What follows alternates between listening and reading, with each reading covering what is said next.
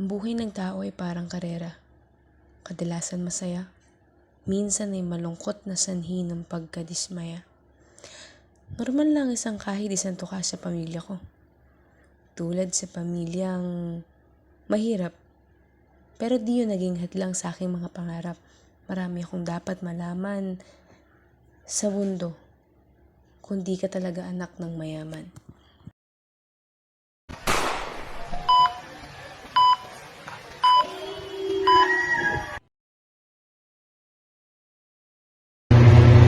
Kain na tayo! Nay, tay! Kuya! Sige na! Sige na, sandali lang.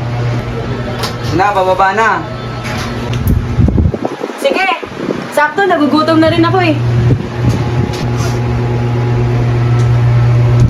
O, tama na yan.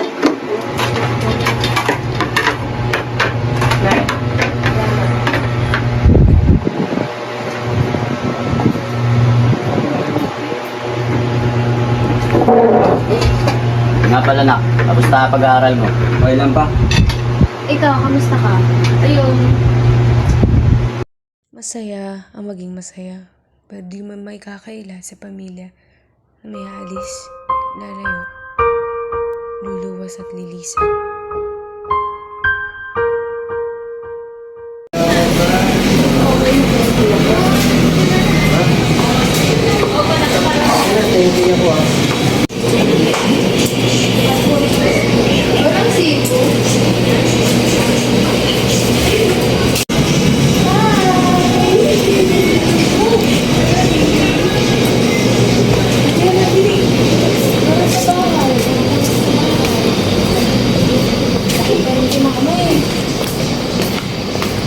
Hindi na naman yata mga gamot dito eh.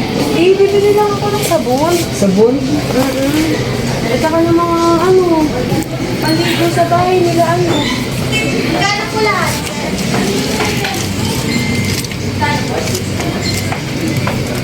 Dami naman yan, mauubos ba yan? Oo, marami kami sa bahay, di ba? Ayun ba sa akin? Hindi ah.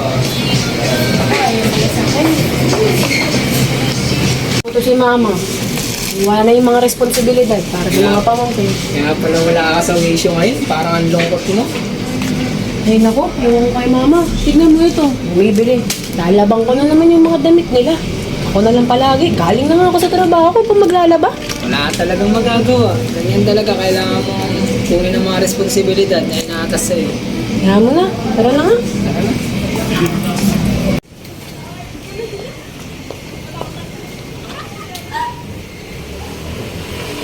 Paano paglalaman ng girlfriend mo? Ano ba yan? Huwag mo na isipin yun. Bahala ko na rin iwalayan yun eh. Uy, ayoko ng sabot, Gagi. Hindi ka naman kabit. Ikaw ang...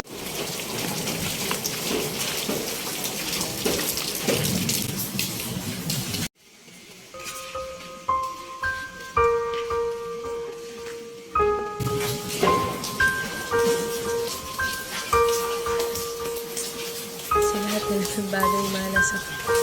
Pati na rin ba dito?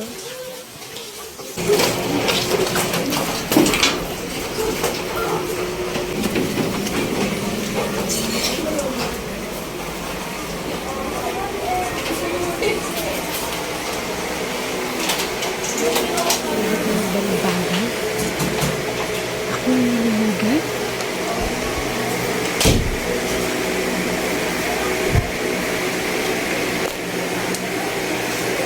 Tita, ano nangyari sa'yo? Ba't ang lungkot mo?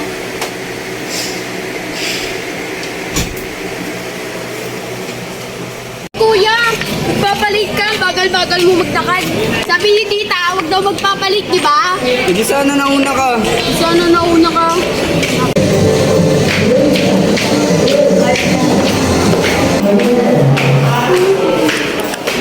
Ay, dito na ako. Mag-iingat ka. Sige, kuya.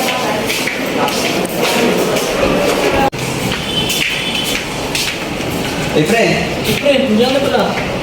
Basta. Pre, galing tayo, pre. Yo, pre, mag-aaral ako eh. Ayaw mo, meron ako dito. Tara, pre. Saan tayo? Diyan.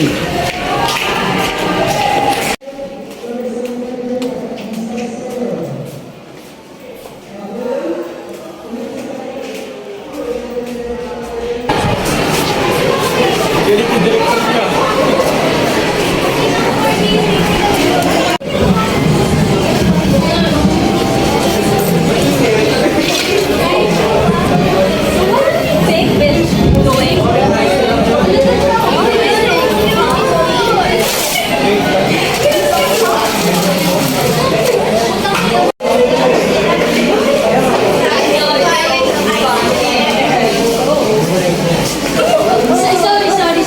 Oh my God, I don't take sorry from you. So, ano pong problema niyo sa akin? Kasi nakakainis kang bitch ka. That's a good question, you know? Like you look trash, that makes you pig. Pig eating trash. Pig. Pig. What are you doing? Ikaw, Miss Salvador. Ako lang naman kasi, hingin ko lang sa tatay na kung maigagarantiya mo sa akin na yung yung anak mo, hindi na ulit bubulingin si Alexis. Yun lang naman yung gusto ko. Hindi na siya mabuli ulit.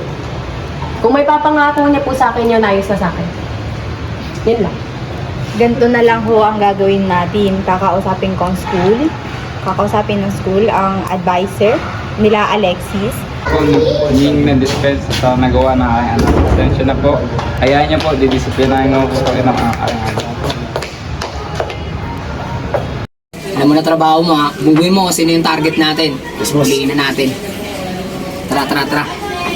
Ito na yun ha. Walang sasablay ha. Sir, ito. Ito yung subject natin. Kapag ito yung bilangga ko, matik na yun. Oo, sige. Sige, simulan na natin.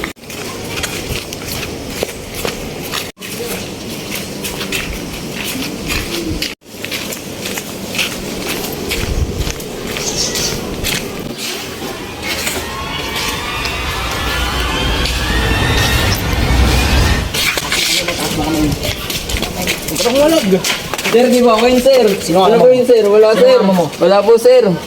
Di po, sir.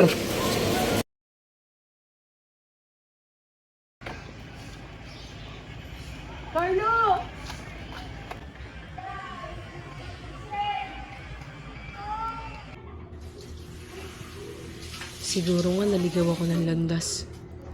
Pero sa tingin ko ito ng tamang pagkakataon para magbago ako.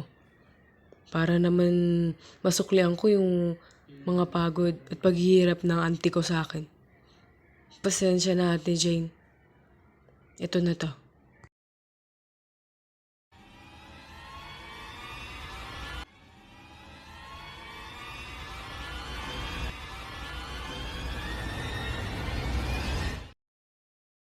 Hindi man lang ako binigyan ng pagkakataon ng Diyos para magbago. Pero ito nga siguro na yung tadhana ko. Naku, narinig mo yun? Maro, ano? Ano, tingnan natin. Wala, kawawa naman. Nay, ano kayo lang? Nay. Nay, si Carlo tuloy! Nay, ano ba? Carlo! Humingi kayo ng tulong!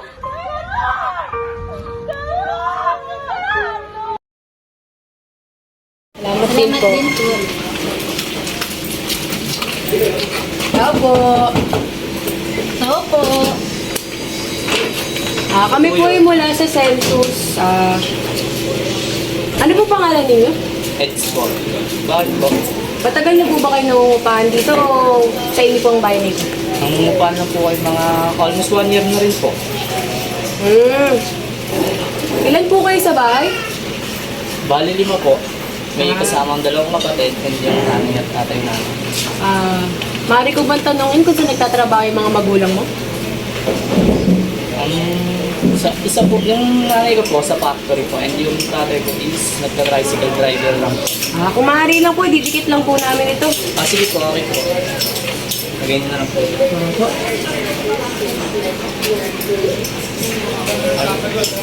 Salamat po. Thank you po.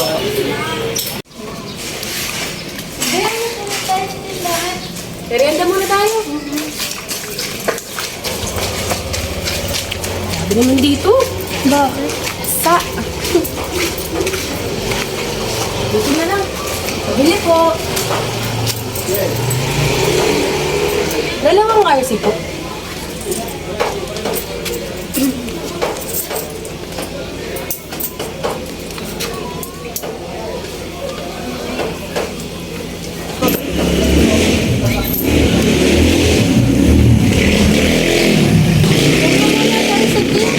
Dito muna tayo. Kwentuhan na.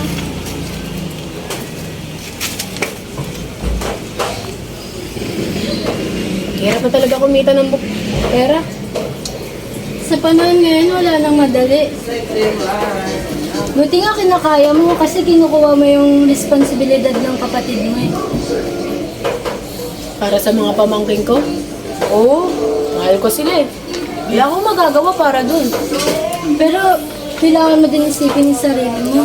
Hindi yung sila lang lagi. Kaya nga laking pasasalamat ko, nandiyan ka. Salamat ha, sa araw-araw na pag-intindi. Be, paano pa ba? Naging kaibigan mo pa ako. Marami ako. Lakas ng ulan. Hagod.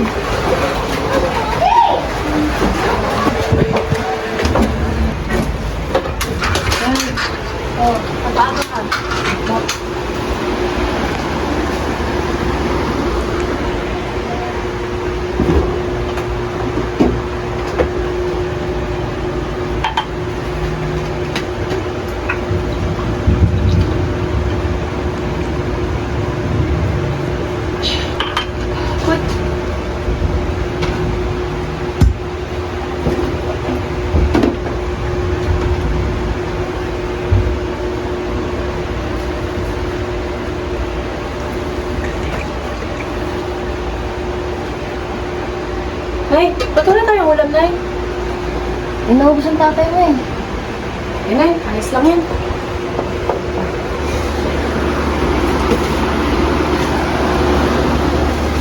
Tao po. Ako na, Nay. Asa na pala yung bayad niyo sa tubig, kuryente, tsaka upa niyo? Ang tagal-tagal niyo na hindi nagbabayad. 2 buwan na. Kung hindi kayo makakapagbayad, umalis na kayo dyan ha. Sige po. Nay, ba't tayo wala yung mag-usap sandali? Bakit? Nay, di ba naabot ko na yung pambayad sa upa, kuryente, saka sa tubig? Pasensya na, nagas ko kasi may pinagamitan na. Yan na naman tayo, Nay. Puro ka kasi sugal. Tama na yan, Nay. Masisira yung buhay mo dyan. Pati kami naapektuhan. Huwag mo ko sinasagot, nanay mo ko, anak lang kita. Pero ako na yung nagdadala ng pera sa pamamahay na to. Sana naman gamitin nyo sa tama. Ngayon, nanumbat ka? Nay, nagpapakabagod ako para Huwag kang doon. bastos! Nay, marami din akong problema. Hindi lang kayo. bastos. Nay, ako ang nagdadala at nag-aakyat ng pera dito. Kilala mo si Ken? Niloko niya ako, Nay. Alam niyo ba yon? Hindi ako nakakapagsabi sa inyo nun dahil kayo ang inuuna ko. Tapos ito lang yung matatanggap ko? Na hindi naman ata pwede yun. Dinidiskriminahan ako ng mga kaklase ko pero ano? Tama na to, Nay.